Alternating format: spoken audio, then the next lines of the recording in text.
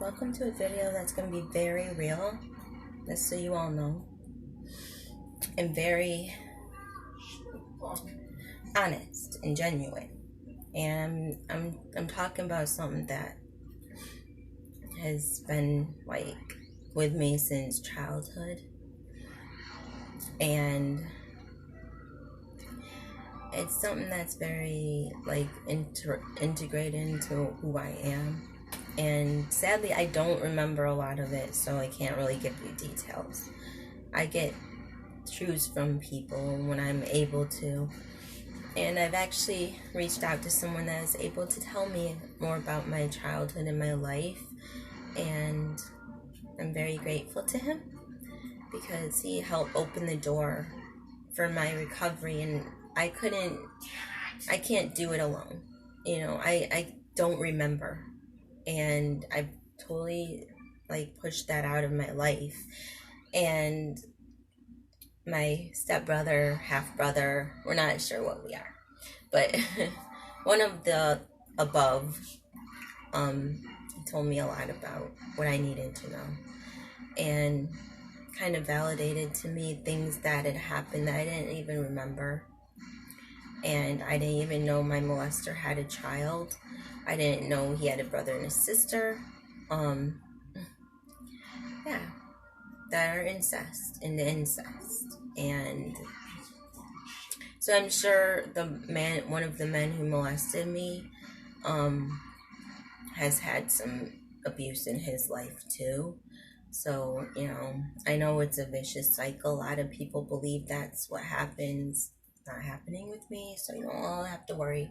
I will never be like that. But yeah, people do believe that that's why people abuse. When they're raised in abuse, then they will abuse. So that's like a thing, I guess. It kind of does explain it, but I just didn't know a lot of the situations. I didn't know anything really. I blocked it out. And my brother remembers. He's lucky. I know it may not seem like it, but I want to be able to remember and be conscious in my mentality, to be able to remember something but not redissociate. That's the problem I think that I would have. And I think if I did start remembering, I think I would start bringing my alters back. And I'm worried about that, because I know that in the past I've had them come out, and sometimes I've noticed when they come out, they'll be there multiple times. There won't just be one time and they're gone, and that's the situation and event. They'll come back, and I never know when they're gonna come. They just do. That's kind of what it's like to have dissociative identity. You don't know anything about yourself. Nobody tells you anything about yourself, at least not the truth. And you have to be forced just to accept that you don't know who you are, and then people wonder why you have self-esteem issues and why you can't move on out of things, and this and that. And I don't know, I've been dealing with this though for a while now.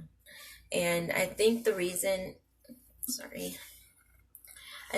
main reason that I've been wanting to reach out more to my past is because my future is moving away, and my adopted family, some of them's moving, and one of them's my adopted mom.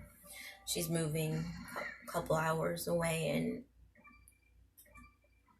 it's really hard, It's going to be a really hard move and change for me. I know it never seemed like I cared, but I do.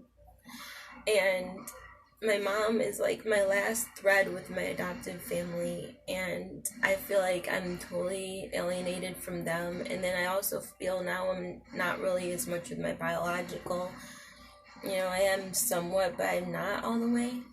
And it just feels like at one point I had both families, and I was happy and things were good, and now I don't have anybody, so part of me is wanting to re-deal with things in my past, and it means going to my childhood and, actually confronting him. And I took the first step today. I don't know that it will do anything. I don't know that he'll even respond. I looked at his Facebook profile today, and it was a very weird feeling. It was like, because you're used to the person being in jail. So when you see them out living a normal life, it's just, I don't know. I don't know what I think still to this. I don't know what I think. I don't know what I feel. But I know it's an odd feeling. It's an odd feeling to know that he's back with society. 100% no. I saw his face, and that's him, and he's still into females. I understand being into females and all, but okay. But anyways, yeah, he's still out. He's out. So, yeah. A molester is out of jail. And on Facebook. So just know that. And I've been dealing with what to say to him. And I said the most basic thing I could think of. Oh, gosh. Yeah, I was like, I just want to know. I deserve to know the truth about my life, because I do. It's like my life. My aunt's not saying anything to me, and she has my pictures, and she won't show me any.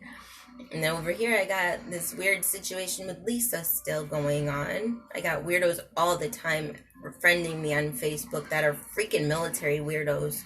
Like, I don't know who they are. I have no clue, and they always want me to go on WhatsApp. Yeah, they eventually want me to go over there and talk personal. Like, they're not gonna get very much out of me, though, people. Anything that I tell people, mostly on, like, Messenger or whatever, usually I already have told on my real life. So I'm like, okay, I'm just telling you. In fact, some of the things that they're asking me, like, in the beginning especially, is like stuff you could know if you just looked at my freaking profile. Like, they're on my friends list, so I'm an open book, people. You want to know things about me? Then just freaking check that. Like, I have so much things on my stuff. There's no way nobody could know almost everything about my life. That's how I am. And you all know I tell all. Like, I don't care. As long as it just mainly deals with me and what's happened to me, I don't feel it's gossiping, because it's my own freaking life. So if a person wants to gossip about her life, then what the freak?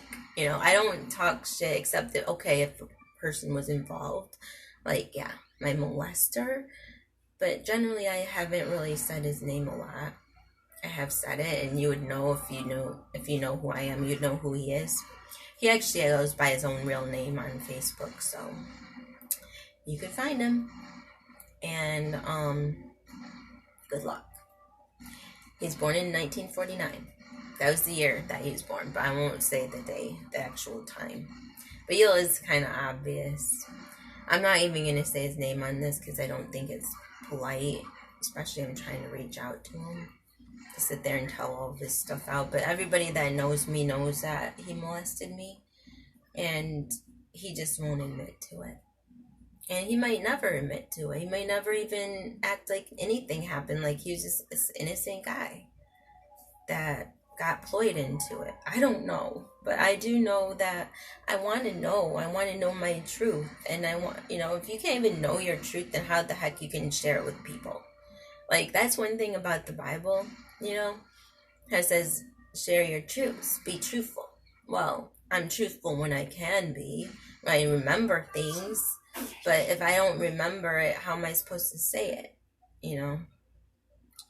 It's kind of complex, and part of me knows, so it's like maybe that part that wants to get him to validate it to me, so I know it consciously, and we can work through our problems, and maybe I'll work out with him. I don't know. I'll work something normal with him and try to understand him.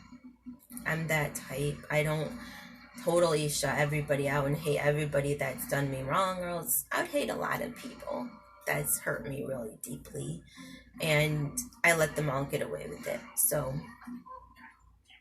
I'm the type that, yeah, I say my shit. I've told a lot of people stuff on some of my things.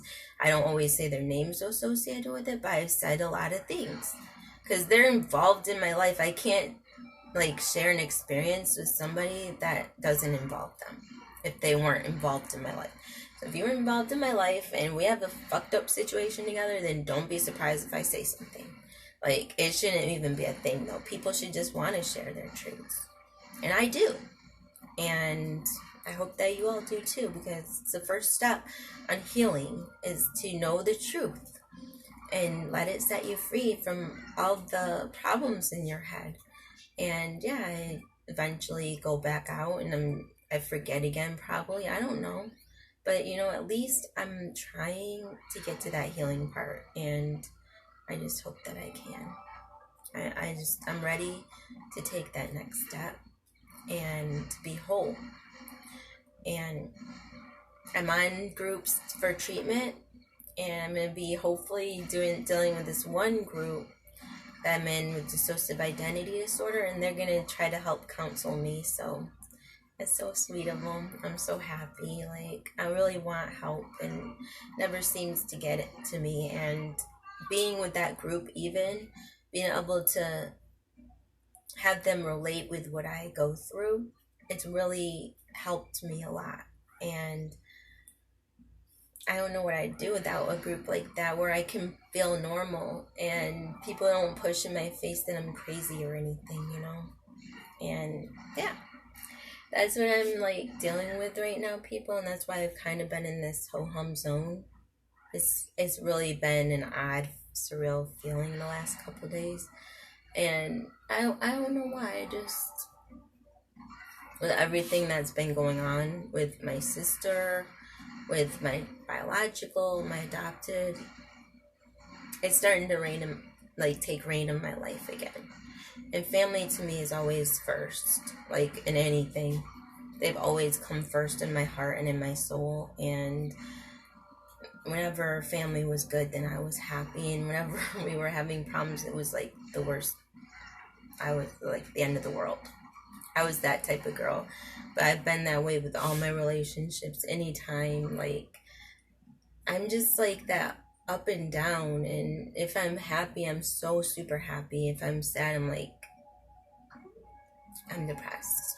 I'm really, really sad and upset. And if something didn't happen the right way, I don't know why I do that. I think it's part of my my feeling of up and down from when I was born. Up and down, up and down, up and down.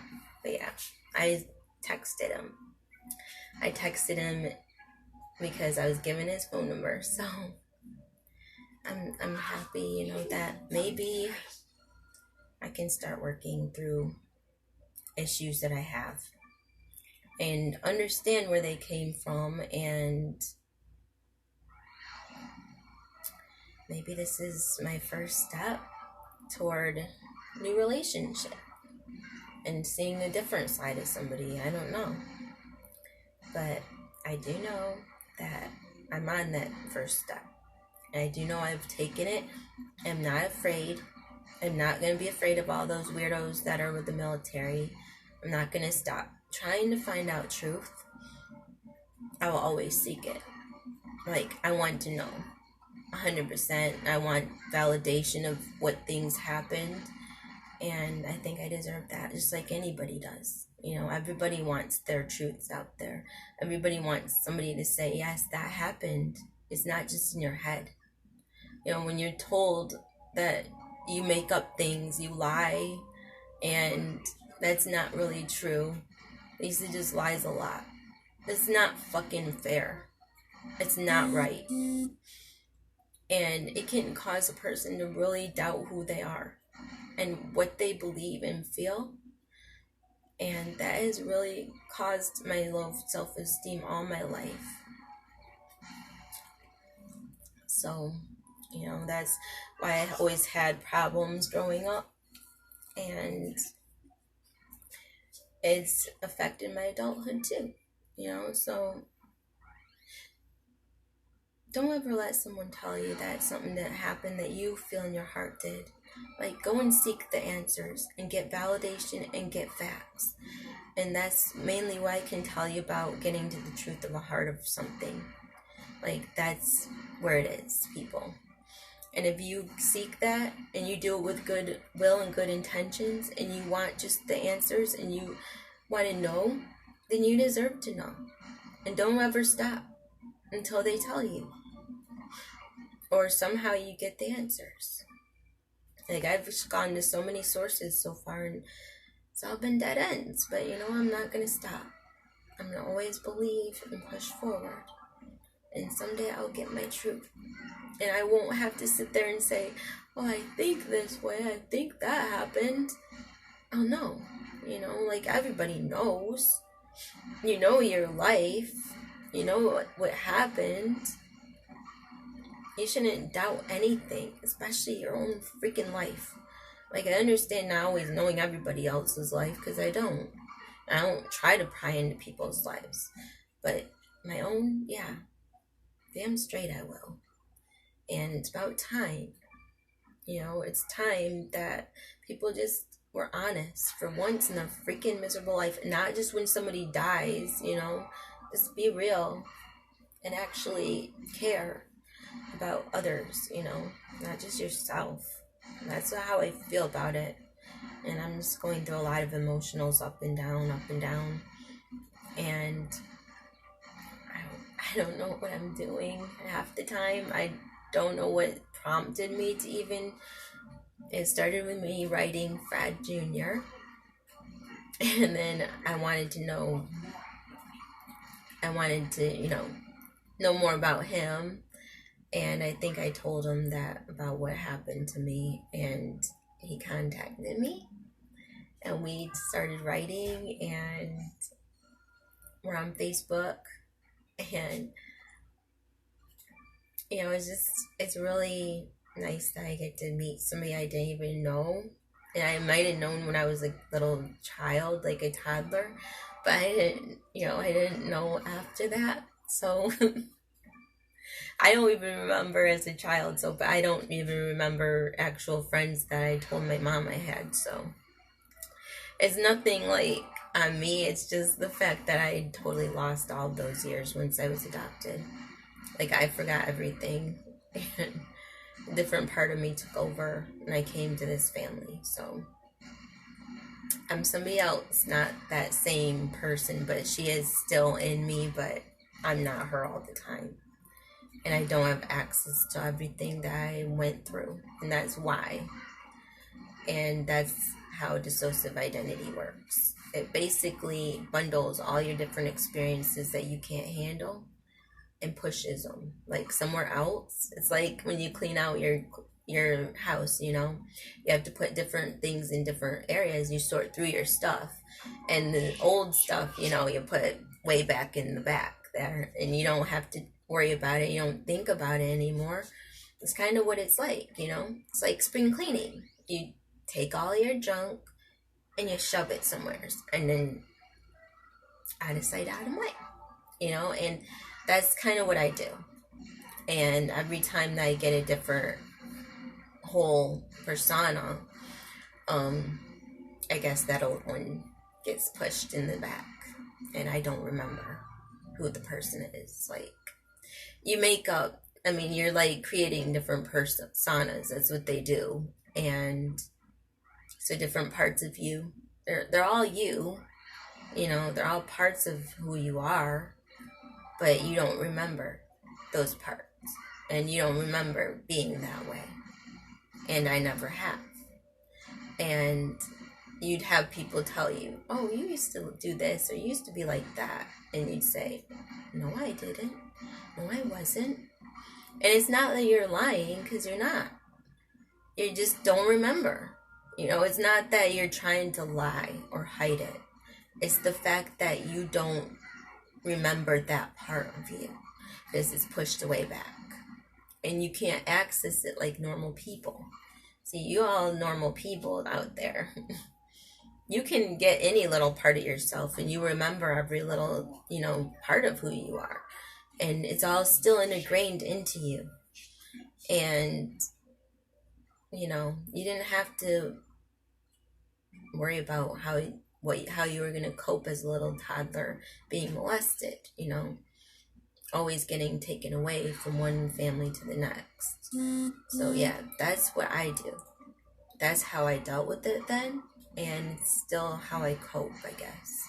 I just didn't realize I was like that. That's why I always had that problem. I couldn't remember who I was. Like I told you many times, before I even realized it was a dissociative identity thing, I always had that weird feel that I had to remember things because I eventually would forget who I was at that time. So I would write things a lot, and I would journal.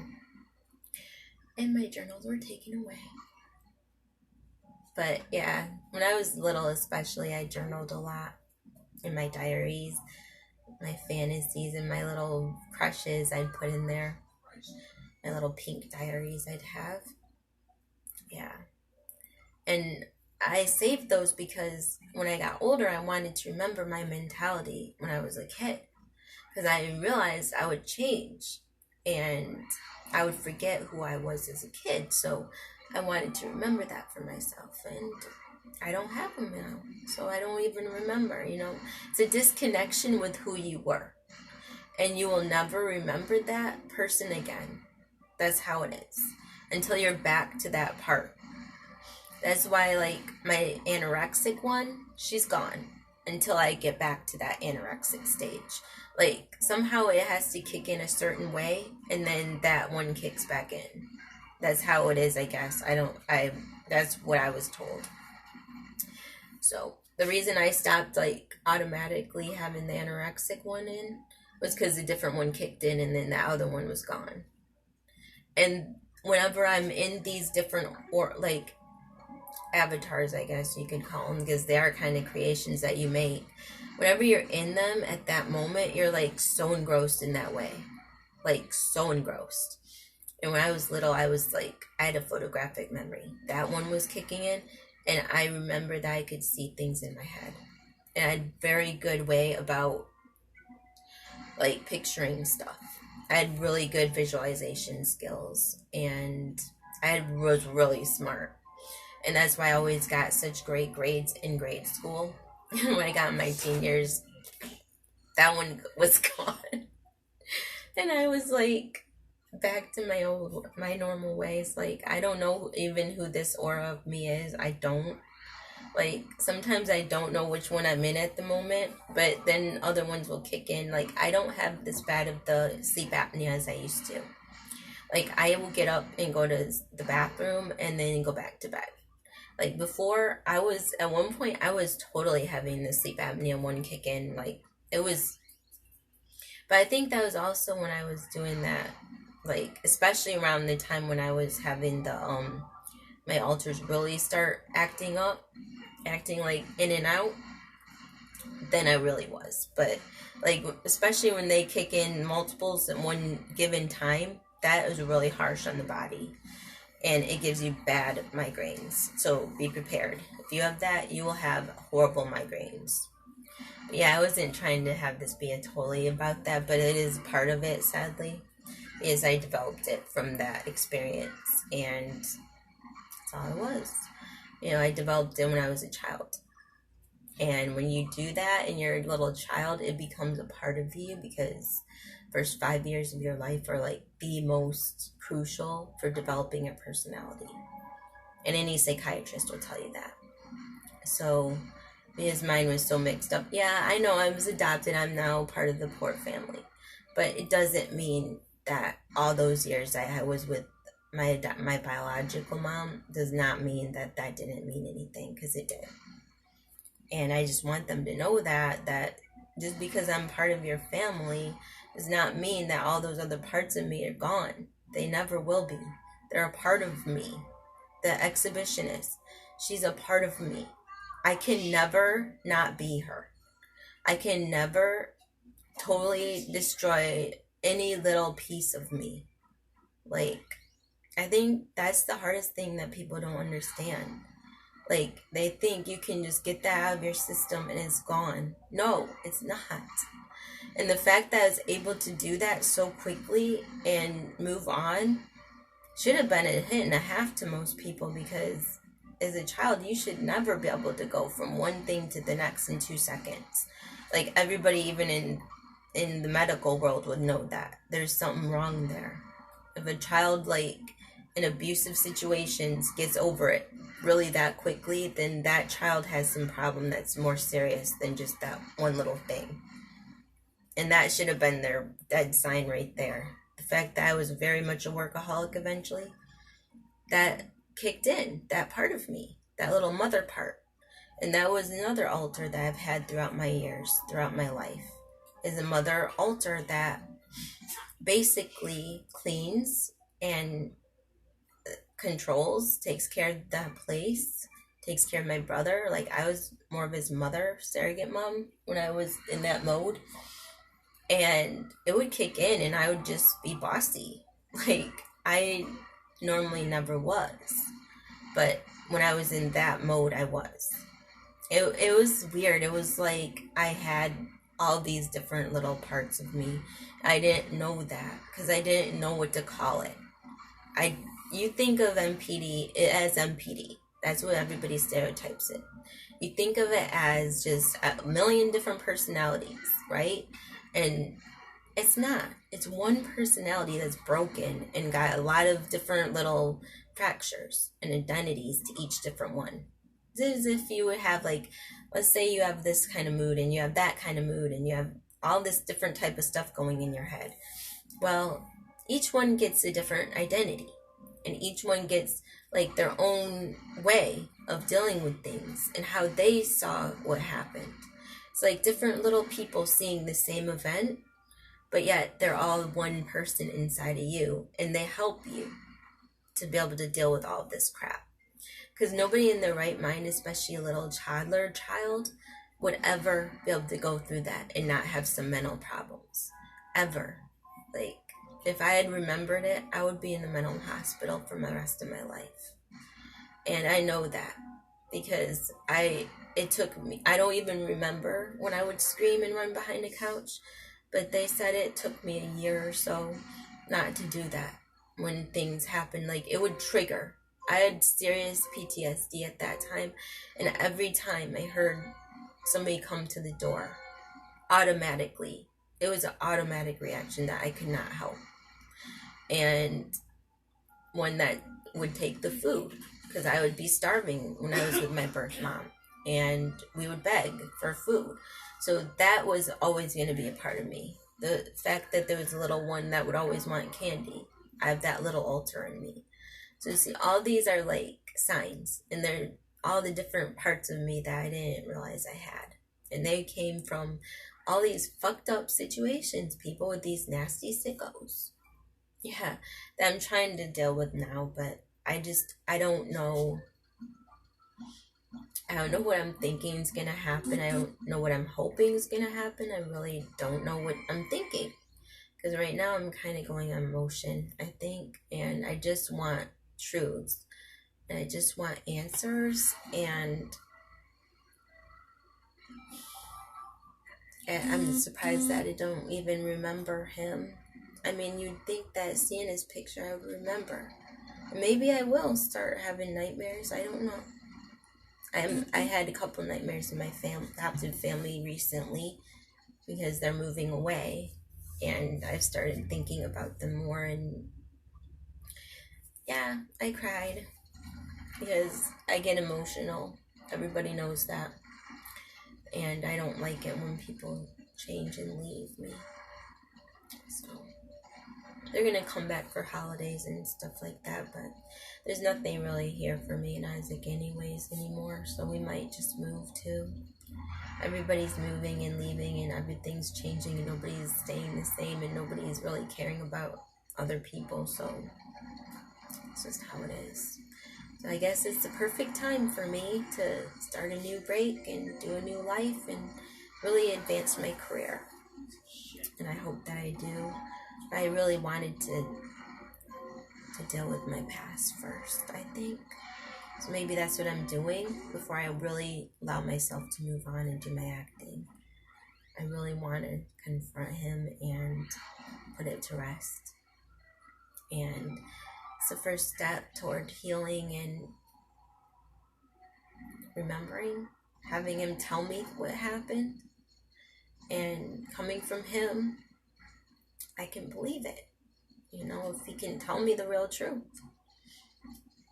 And I don't know who I trust anymore sometimes. It's scary. But that's what's been happening, people. And next week, we go get our car. So I don't have to deal with all this anymore. I mean, I deal with it still, but I can start doing things again. I think that's another reason I've been really delving into my past. It's because I've been having nothing else to do. So when we get back to our normal routine, hopefully, and the car's ready, they said. So when we get our money, we're going to go get the car. And we're going to get going on the road. And we're going to be gone. And things are going to happen, and we're going to get security this time because I'm done with having weirdos mess with our stuff all the time. I'm sick of it. So we're going to get protection for ourselves. Peace of mind. But yeah, I hope that you all are having a great day and staying out of trouble. Have a great weekend and drink responsibly. And hopefully Corona doesn't affect any more people either, because it's getting annoying, and I hope things get back to normal soon. Don't we all? But yeah, that was pretty much what I wanted to go through. And if you have any questions or you want to know any more, then just email me, or you can say it in the comments and I'll answer as best I can. And for any of you that have dealt with like things like that, I will suggest a group that you can join that deals with, well, there's ones for PTSD too, but I don't join those. I'm mainly in dissociative identity ones right now, or sexual abuse. I'll put a couple things down there on Facebook and stuff, and you can join if you want. Or if you have family or people that you know that have problems like that, then feel free to have them join too. Or you can join and learn about what they're going through. It's really helpful, and I've been learning a lot and connecting with people that are like me. So